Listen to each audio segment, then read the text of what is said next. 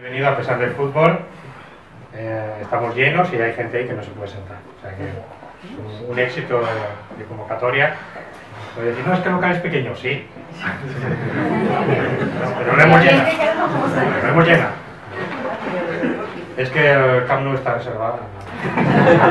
No podíamos celebrarlo ahí. Bien. Bienvenidos a esta octava edición de Estéticos en el Par.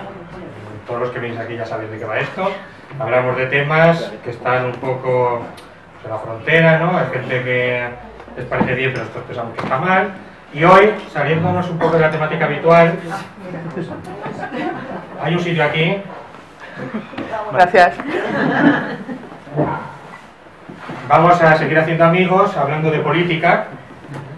Y para eso hemos tenido una persona que, bueno, su currículum habla por él mismo. Hace muchos años, cuando los blogs casi ni existían, o aquí en España casi no teníamos conocimientos de ellos, de repente empezamos todos a escribir y a hacer páginas. Casi todos los que empezamos a escribir en aquella época éramos aficionados, pero había algunos que eran profesionales, algunos que se veía que lo que escribían estaba muy bien escrito.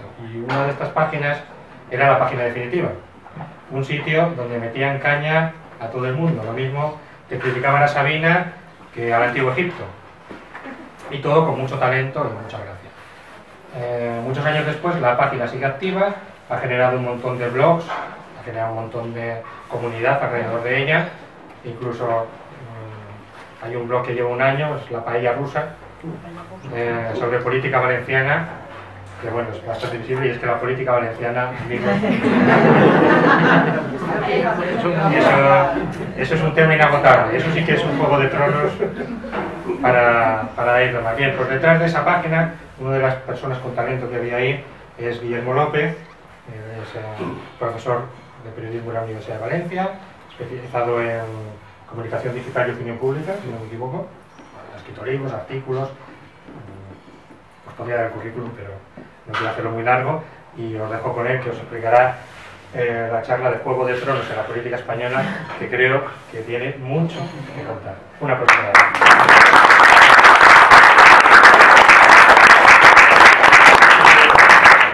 Gracias por la invitación, la verdad es que me siento abrumado. Cabe decir, para terminar la siguiente presentación que ha hecho Juan Pablo, que nos metíamos con todo el mundo en la página definitiva y 2 años después pues seguimos sin colocarnos, ¿no? Pues eso también es unas características que tiene este país, que si te metes con todos, pues, al final nadie te coloca. Si te metes solo con unos, pues te colocan los otros, y entonces todo funciona un poco mejor. Un poco, una de las cosas que quería explicar en esta charla. Y evidentemente, bueno, muchas gracias también porque a mí me parece que tiene un mérito organizar algo frente a un Barça Madrid, que es como, pues, no sé, como los rebeldes frente al imperio con sus estrellas de la muerte. Me parece casi inconcebible y bueno, y eso es parte también de lo abrumado que estoy. Bien, la verdad es que cuando me plantearon el tema yo me sentí un poco sin saber muy bien por dónde tirar, porque esta es una organización que organiza eventos que intenta explicar las cuestiones desde un punto de vista racional, desde el escepticismo, y querían que aplicáramos eso a la política española. Y además lo pedían a un valenciano, a alguien que vive en Valencia, y que explicara cómo puede elaborarse un modelo político basado en un juego de decisiones racionales. Pues bueno, la charla sería muy breve, no se puede, o al menos no se hace en España y no se ha hecho nunca prácticamente.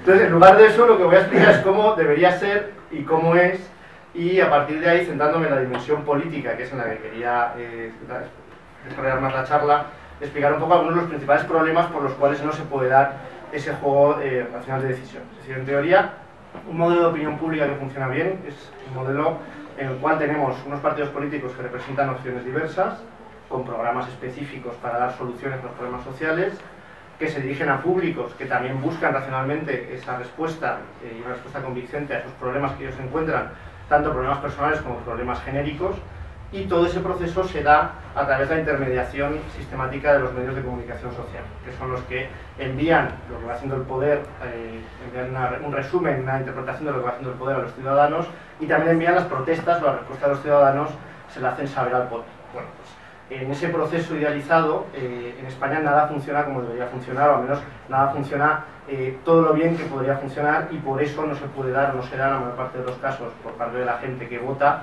ese proceso racional de toma de decisiones, sino que entran otros factores. Si puedes ponerme la lámina. Primero voy a dar un poco de contexto y vamos a hacer contexto mediático de los tres actores que funcionan en el proceso de opinión pública. Mediático, político y también atendiendo al propio público para entender por qué no funcionan esos términos en que se supone que debería funcionar. Esta es la parte quizás más densa de la charla, espero que os parezca suficientemente densa, porque la otra será aún menos densa, con lo cual pues, daría una mala impresión si la densa os pareciera ya frívola. Hablando de los medios, en España tenemos un problema que deriva, por un lado, de la propia composición social del país y por otro, del régimen de Franco, del régimen del que proviene el actual sistema, que es un modelo, como denominaban los investigadores estadounidenses, Halil y Mancini, de pluralismo polarizado, que es un modelo en el cual los medios mantienen una posición ideológica muy firme, partidista, explícitamente partidista, es decir, muy cercana no solo a una determinada ideología, sino a un partido político, con lo cual tienen toda una serie de acuerdos a muy distintos niveles, hasta un nivel tal que a veces no es fácil saber quién manda sobre quién, si manda el medio sobre el partido o el partido sobre el medio. Pero es una relación que se da a tantos niveles que realmente los medios ya de entrada no pueden funcionar como intermediarios entre el público y el poder, porque son instrumentos del poder, de una facción del poder político. Esto se da en casi todos los países mediterráneos y en España se da de una manera particularmente acusada, porque en España el sistema de medios de comunicación es un producto de la desaparición de la dictadura de Franco, que es un contexto en el que solo hay una televisión pública, hay un sistema de radios poco desarrollado donde la información está también concentrada por parte de la radio pública, y hay un sistema de prensa en el cual la mayor parte de los medios son medios, sobre todo los medios de ámbito local y regional, son medios directamente públicos, propiedad del Estado. A partir de ahí, cuando se desarrolla la democracia, se desarrolla en un contexto en el que es el poder político el que explica el crecimiento de los medios de comunicación a todos los niveles. El que les da concesiones de radio y televisión, el que les da publicidad institucional, el que les da visibilidad, el que les da todo tipo de ayudas, algunas encubiertas, otras explícitas, para que el medio de comunicación pueda funcionar mejor o funcione peor. Esto lo único que hace es abundar, es decir, profundizar en ese problema sistemático que se da en España de asociación entre el poder político y los medios de comunicación. Porque no son una asociación por convicción, sino que también es una asociación porque me conviene empresarialmente ligarme con este medio de comunicación. Por poneros dos ejemplos. El Grupo Prisa. El Grupo Prisa es un grupo que nace con el diario El País, se hace con la cadena SER, con el apoyo del gobierno socialista en los años 80, se hace con Antena 3, en lo que entonces se llamó el anticidio, a principios de los años 90, y Antena 3 logró superar a la cadena SER en una medición del Estudio General de Medios, y al siguiente mes la cadena SER compró Antena 3. Se hace con Canal Plus merced a una concesión administrativa, se hace con 4 merced a otra concesión administrativa. Es decir, detrás de la mayor parte del crecimiento del Grupo Prisa está el poder político, en este caso del Partido Socialista. Pero es que este recorrido lo podemos encontrar casi con cualquier medio, ¿de acuerdo? Por tanto, ¿para qué sirven los medios en España? En la mayor parte de los casos, sobre todo en los medios de referencia más importantes, sirven para fortalecer la resolución de los nuestros, es decir, de aquel público afín a un determinado partido político. Por tanto, no tenemos una interpretación de la realidad, sino varias agendas políticas que van conviviendo y que van entrando en conflicto constantemente ante cualquier tema. De cualquier tema hay siempre una explicación para satisfacer a los nuestros y para atacar a los otros. Si ponemos... Aquí tenéis, bueno, vamos a entrar ya con la drogadura, ¿no? Este tío es muy serio, pero ya se acabó, vamos a entrar ya con la realidad. El escenario actual es un escenario donde se ha derechizado todo el sistema de medios por una razón muy sencilla, que es que hay un partido político que tiene un poder hegemónico y por tanto es el que reparte publicidad institucional, el que va a repartir concesiones administrativas, el que desde ayer sabemos que va a repartir todo el pastel de televisión española y las televisiones autonómicas, en fin, hay mucho que repartir en una situación de precariedad. Y por eso pasan cosas como esta. Esta es una portada de La Gaceta, poco después de las elecciones andaluzas de infausto recuerdo para La Gaceta y para el gobierno. Unas elecciones en las que, según pone aquí, pues se va a aplicar, eso no lo podéis leer pero yo os lo leo, el plan rojo de los comunistas. Entonces, va detallando el plan rojo de los comunistas hasta llegar al punto 6, que este sí que es imposible de leer, pero no os preocupéis, os lo leo, que esto es algo que le coló algún redactor al portalista de La Gaceta, que es control de los medios privados y eliminación de la censura en las redacciones. Es decir, los rojos pretenden eliminar la censura de la redacción. Esto lo denuncia La Gaceta en portada, porque claro, es un escándalo. Esto es algo que ya, digamos, llega a tal nivel de alienación que o bien se lo han colado en la portada, que es lo que sinceramente yo pienso, o bien realmente les parece mal, que es posible. Otra lámina para... Esto es la portada del ABC a raíz de los disturbios que hubo en Barcelona. Sabéis que se quemaban algunos contenedores y bueno, pues como podéis ver la cosa fue pues de Valencia pues como una falla, ¿no? Una cosa muy espectacular. Entonces el ABC aprovecha para sacar conclusiones quizás ligeramente aventuradas. Es la oposición responsable del PSOE, Rubalcaba quemando contenedores.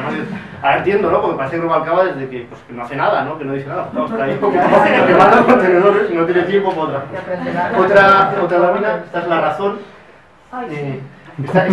Personalmente creo que es la que llega a un nivel más espectacular.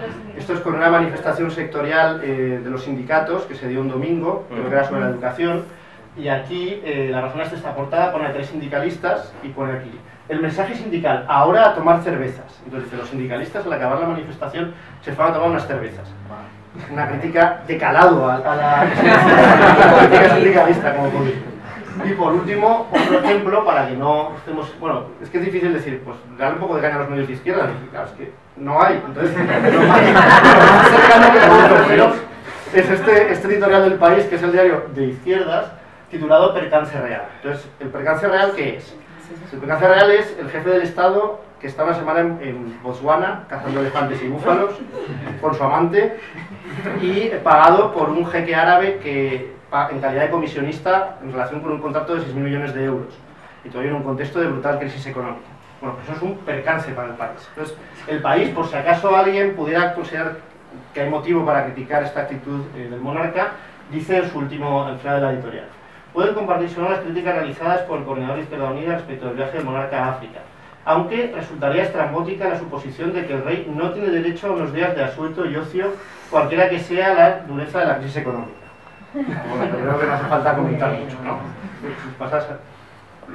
Eso es lo que nos encontramos respecto de los medios. Lo que cabe esperar, y más en este contexto de crisis, en el que los medios están viviendo pérdidas escandalosas, insostenibles, están despidiendo a un montón de gente y por lo tanto necesitan más que nunca que el poder político les eche una mano, desde la vía que sea. Algunas vías que son explícitas y otras vías que no son explícitas, pero que también son muy importantes, como por ejemplo ofrecer a productoras puente de determinados grupos mediáticos la producción audiovisual de horas y horas de programación de las televisiones públicas. Esos son contratos que dan muchísimo dinero. Un segundo problema que nos encontramos para aplicar ese modelo ideal de opinión pública en España. Somos nosotros, es decir, el público. Es un público en general muy partisano, es decir, muy partidista, muy ligado a uno de los dos grandes bloques ideológicos. Apenas se dan trasvases históricamente en los procesos electorales, trasvases de voto desde un bloque hasta otro bloque. Es muy poca la gente que vota por motivos pragmáticos.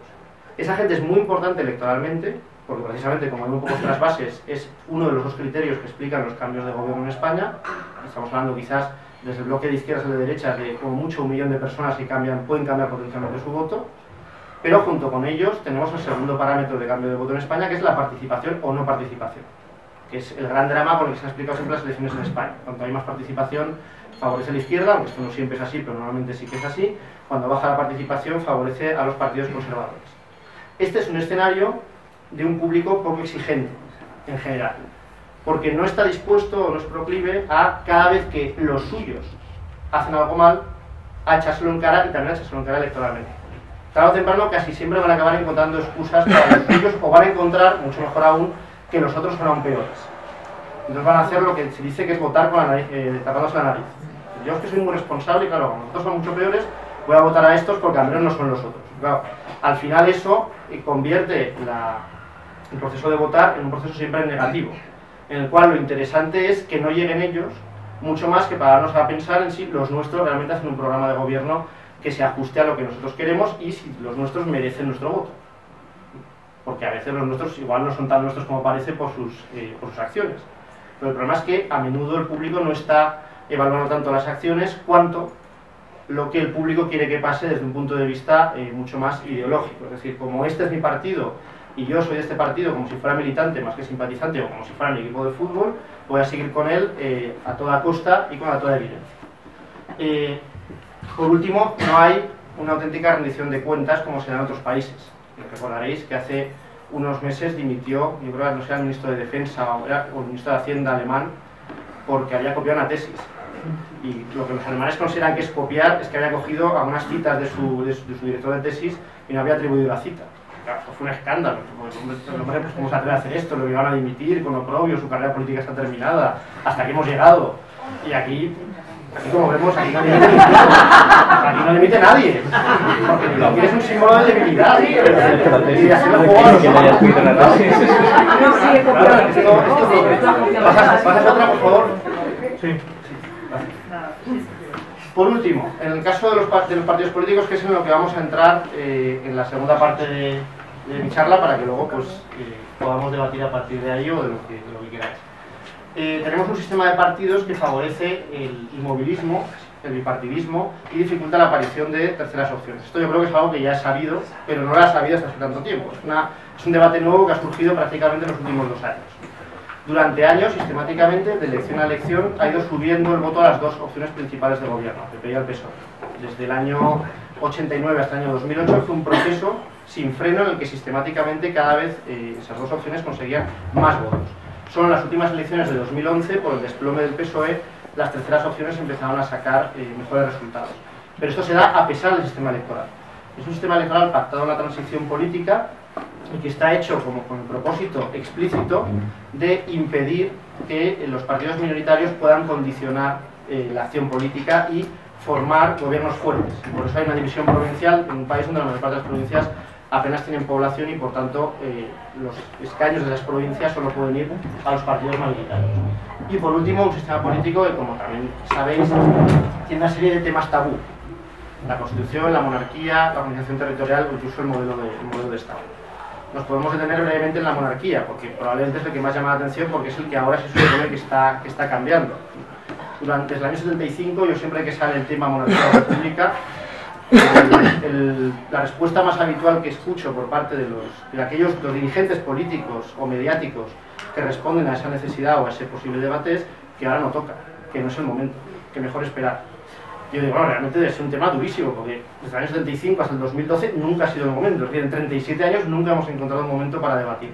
¿Por qué? Porque hay temas que sencillamente no se discuten. Y eso evidentemente también empobrece fuertemente el sentido del debate político que se puede dar en España, porque se da ya con unas presuposiciones que limitan mucho ese terreno de juego. Bueno, como la segunda parte, ya decía que la primera era la que pretendía tener dentro de lo que cabe más densidad, la segunda se va a centrar en ejemplos concretos. Cuando me plantearon el tema de la charla, yo pensé, bueno, pues estaría bien hacer un decálogo de lo que podría ser. En principio yo, pues digamos que era optimista o quería pensar en positivo de lo que podría hacerse en política española. Pero mi decálogo pues no salía por ningún lado. Y sin embargo se me va ocurriendo una especie de decálogo perverso de cosas que hacen los políticos españoles y que podrían servir para describir realmente cuáles son algunos de los problemas que nos encontramos en la política española actual. Realmente puse el decálogo, pero podría haber puesto las 100 buenas prácticas de los políticos españoles. He tenido que seleccionar para centrarme en algunos aspectos concretos que explican sobre todo cuál es el prototipo de dirigente político que tenemos en España y por qué ese prototipo de dirigente político genera problemas. Sí. Bueno, aquí tenéis a Lidio Pacín, en la famosa foto en la que mostró poco antes de nombrar ministra de Sanidad su pulsera Power Balance, que yo supongo que en este contexto os gustará particularmente, ¿no? Y el primer mandamiento del decálogo, ¿no? Que es los políticos españoles, los políticos que ya nacen en democracia y que se desarrollan en democracia, dedican sus energías desde el principio al partido y no a la sociedad, porque es el partido y no la sociedad el que les va a permitir crecer políticamente, conseguir una posición de privilegio dentro del partido que a su vez idealmente les permita cambiar cosas para la sociedad y desde luego el que les va a permitir conseguir una posición incluso laboral con la cual organizar su vida. Por tanto, ¿cuál es el prototipo de dirigente político en España, sobre todo a partir de los menores, digamos, de 40 años? Es decir, los que ya han crecido totalmente en democracia. Es gente que entra en el partido desde una fecha muy temprana, se asocia a las juventudes del partido, trabaja para el partido en todo tipo de labores. Normalmente también trabaja para el partido en la organización en la que está, es decir, pues se mete en política universitaria, se mete en los sindicatos, si tiene algún tipo de trabajo reglado, pero muy pronto, sobre todo si está en los partidos mayoritarios, es decir, si es listo y ya que quiere medrar, pues no se mete en los partidos que realmente pueden medrar y no en los otros, bien pronto, si las cosas le van bien, consigue algún tipo de cargo o de puesto público remunerado con el cual consigue a su vez dos cosas: fortalecer su posición dentro del partido, porque normalmente ese puesto, ese cargo le permite a su vez colocar a otra gente de su grupo dentro del partido, y por otro lado, cara al futuro, demostrar a sus superiores inmediatos en el partido que es capaz de hacer las cosas bien para conseguir